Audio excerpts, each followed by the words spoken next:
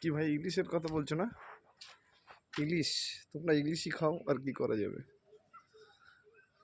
এটাই দুঃখ, তোমরা শুধু ইলিশ খাবে আর কি। লঙ্কা পেঁয়াজ শুধু খাবে ইলিশ, এটাই আর কি।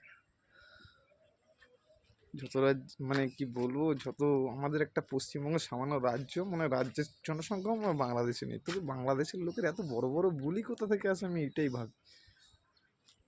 শিক্ষা দীক্ষাও কি কম আছে নাকি বাংলাদেশে? যেসব যেগুলো যারা এই যে ভ্লগ ভিডিও বানায়, এতে শিক্ষা দীক্ষাও মনে হয় বহুত কম।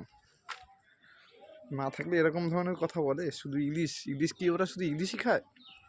আদার্স চাল ডাল পেঁয়াজ আদা রসুন ওদের বাংলাদেশ তো দিতে পারবে না এত কিছু, তখন কি হবে? হ্যাঁ, তো যারা বলছে আমি তাদেরকে নিয়ে এই বক্তব্যটা রাখছি। যারা যে ইলিশ নিয়ে বক্তব্য দিচ্ছে, এত বড় বড় কথা বলছে, তারা কি এসে বাংলাদেশে কি এরা পড়াশোনা করেছিল নাকি? না এদের মানে কি বলবো, এদের কি গরুদের সঙ্গে থাকে নাকি? না এদের কোনো নিজস্ব কোনো নির্দিষ্ট নিজের কাজ স্থান কোনো কোনো কোনো কিছুরই জ্ঞান নেই নাকি? না এই জন্য এরকম এরকম কিছু বলে এরা? ইন্ডিয়াকে কি মনে করে এরা?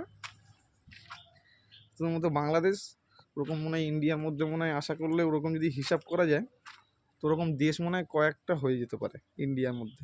ইন্ডিয়ার জনসংখ্যা তোদের জনসংখ্যার সঙ্গে তামিল করলেও মনে হয় হবে না কোনো কিছু, খাপ খাবে না। অর্থাৎ তোরা যেসব বড় বড় কথা বলিস, ছোট লোক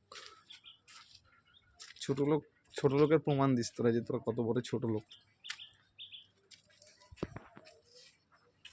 এছাড়া আমার আর কিছু বলার নেই, কারণ তোদের মতন তো অত কিছু বলতে পারি না। তবে হ্যাঁ, তোরা বলেছিলিস যে একটা ইলিশের বিনিময়ে একটা গরু, কি বর্তমান যে সিচুয়েশান, ইলিশের বদলে একখানা লঙ্কা, তাই তোদের জুটবে না সেই লঙ্কা, তুই শুধু ইলিশই খাবি, তাছাড়া কোনো লাইন নেই।